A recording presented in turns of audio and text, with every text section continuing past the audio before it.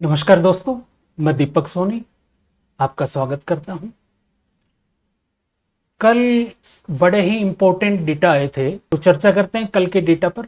Open करते हैं अपना डेटा चार्ट।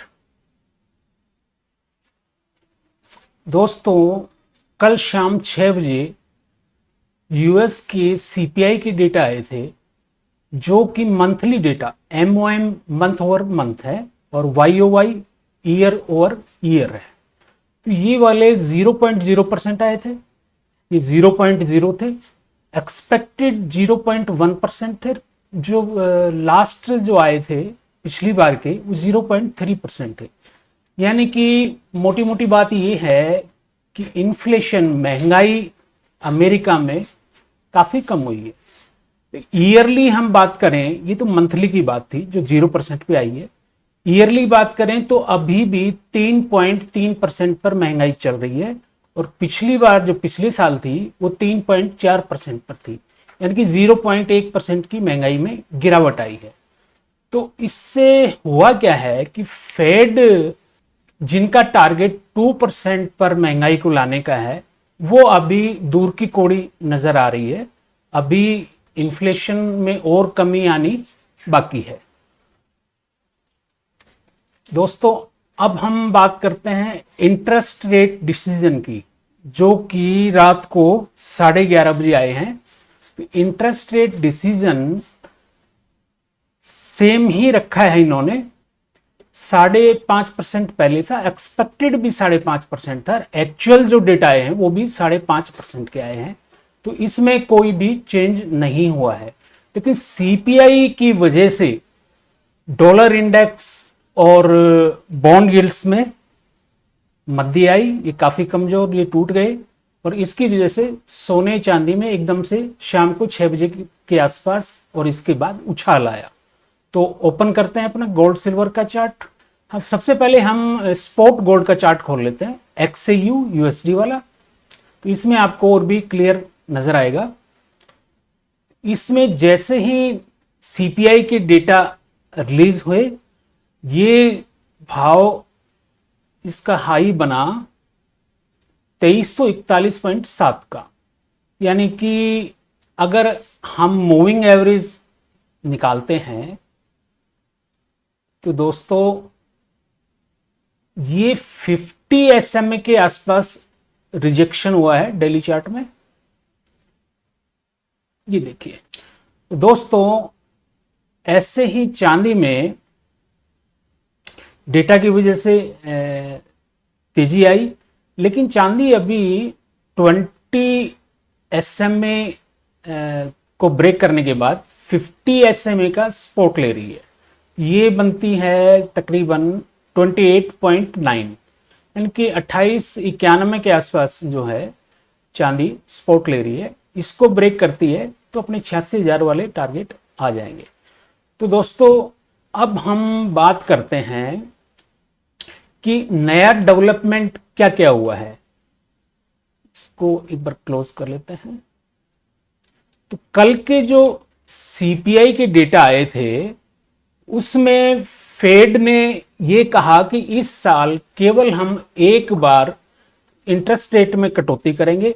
जबकि आपको याद हो, पिछली बार जो मार्च में मीटिंग हुई थी इनकी, तब फेड ने घोषणा की थी कि इस साल 2024 में हम 3 बार इंटरेस्ट रेटों में कटौती करेंगे। लेकिन ये डेवलपमेंट हुआ कि 3 की जगह वो 1 पर आ गए हैं। तो इसकी वजह से भी डॉलर में मजबूती मिली है। फेड ने कल एक नया काम और कर दिया कि जो न्यूट्रल रेट हैं उसके फोरकास्ट को, उसकी संभावनाओं को 2.6% से बढ़ाकर 2.8% कर दिया है, जिससे कि कल रात 11:30 बजे के बाद डॉलर इंडेक्स में मजबूती बनी हुई है। इसमें एक मजबूती आई है।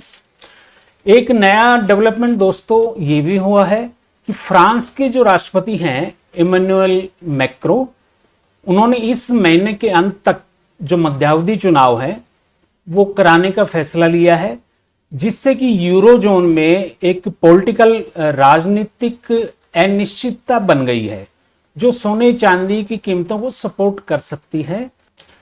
आज जो डेटा आने वाले हैं दोस्तों, आज के डेटा चार्ट अगर खोलें अपन,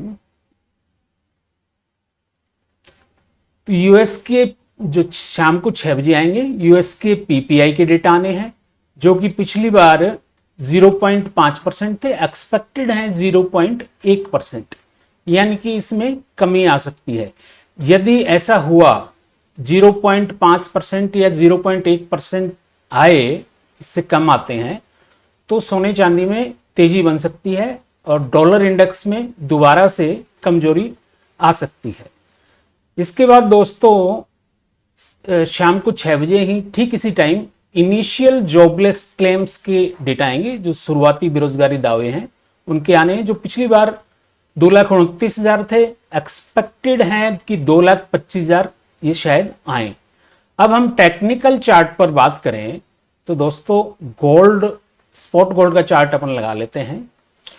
तो दोस्तों यहां पर जैसे कि मूविंग एवरेज अपन ऑन करते हैं, तो ये 50 SMA पर ये कल रिजेक्ट हुआ था। यहां अब नई डेवलपमेंट ये है कि $2300 पर, लगभग $2300 पर एक डिमांड बनी हुई है। तो इस डिमांड की वजह से $2300 से लेकर $2285 तक ये एरिया मारते हैं। ये देखिए दोस्तों, ये नया जो डेवलपमेंट है,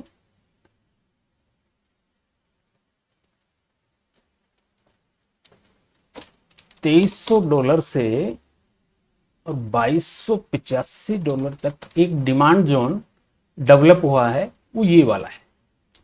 अगर 2285 को गोल्ड ब्रेक करने में सफल हुआ तो अपने जो प्रीवियस टारगेट बताए गए थे वो आ सकते हैं। वो सपोर्ट जो बनती है नेक्स्ट, अगर 2285 को ब्रेक करता है तो इसकी ओपनिंग पे $2186 के आसपास के टारगेट बन जाएंगे।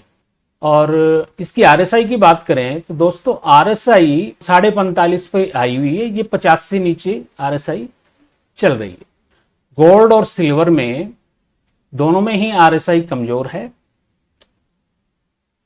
दोस्तों फेड वॉच टूल की अगर हम चर्चा करें तो फेड वॉच टूल कल के जो कमजोर सीपीआई के डेटा आए थे, जो इन्फ्लेशन कम हुई है, तो ये सितंबर की जो संभावनाएं हैं ब्याज दरों में कटौती होने की, कम होने की, वो वापस से 61.5% पर चली गई है, जो कि हमने देखा था कि 50 के आसपास ये बनी हुई थी। तो ये जितनी ज़्यादा रहेंगी तो इसमें गोल्ड में कभी भी बाइंग आ सकती है और इसके भावों को मजबूती प्रदान कर सकती है।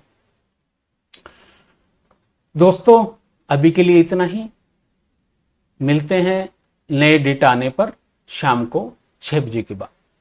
तब तक के लिए नमस्कार।